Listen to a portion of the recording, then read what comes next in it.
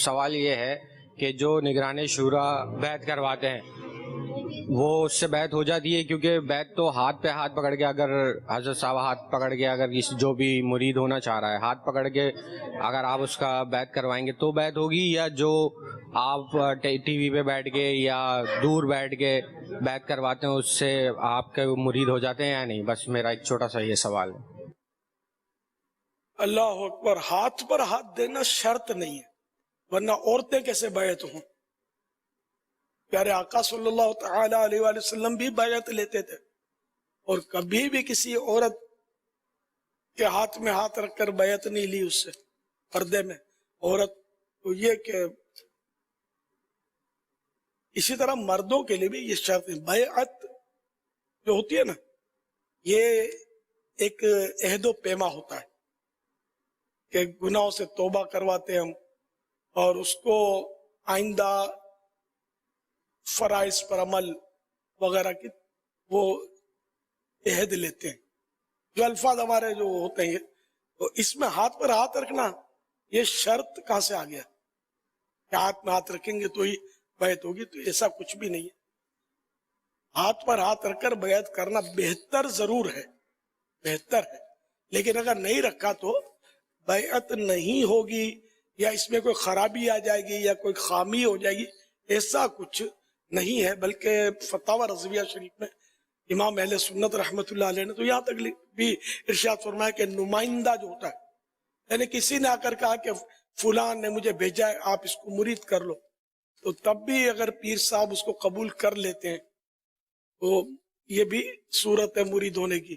اور خط کے ذریعے بھی اعلیٰ حضرت نے یہ فتویٰ دیا کہ مرید ہو سکتا ہے۔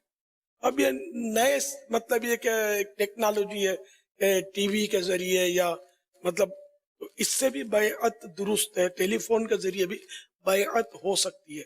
یعنی یہ نہیں ہوتی جو کہتا دلیل اس کے ذمے ہے کہ کیوں نہیں ہوتی۔ اگر کوئی غیر مسلم ہے اور وہ مطلب یعنی کہ آپ کو فون کرتا ہے اور بیٹھا ہے دوسرے ملک میں کہ مجھے مسلمان کر لو، میں مسلمان ہونا چاہتا ہوں، کیا خیال ہے آپ؟ سارے کام چھوڑ کر سانس روک کر آپ کو اس کو مسلمان کرنا پڑے گا۔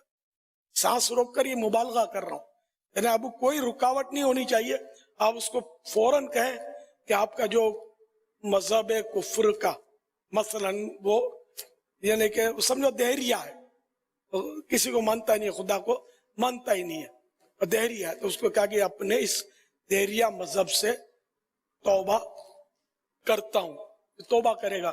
اب اس کو پڑھائیں کلمہ، اب اگر یہ معنی نہیں جانتا تو اس کی لینگویج میں اس کو معنی سمجھا دیے جائیں کلمے کے، اس کو یہ دوہرا لے، تو یہ مسلمان ہو گیا۔ آپ بولو نہیں بھائی یہ تو بیعت، جب مرید ہونا ہے تو چھوٹا کام ہے، یہ ہاتھ میں ہاتھ رکھنا ضروری ہے۔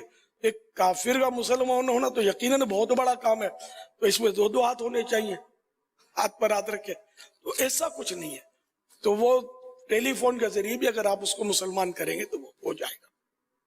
بلکہ اگر یعنی کوئی اس میں ہے ہی نہیں مسئلہ ہاتھ پہ ہاتھ رکھنے کا، یہ بات لوگوں کو غلط فہمی ہے، وسوسے ہیں، یا بس یہ بعض لوگ ایسے ہوتے ہیں کہ جن کو مزہ آتا ہے وہ افواہیں اڑاتے ہیں۔ یہ میں بہت پرانے سنتا رہتا ہوں ہاتھ میں ہاتھ رکھنے کا کہ یہ ضروری ہے، تو ایسا ہے ہی نہیں۔ ویسے صلو علی الحبیب صلی اللہ تعالی علی محمد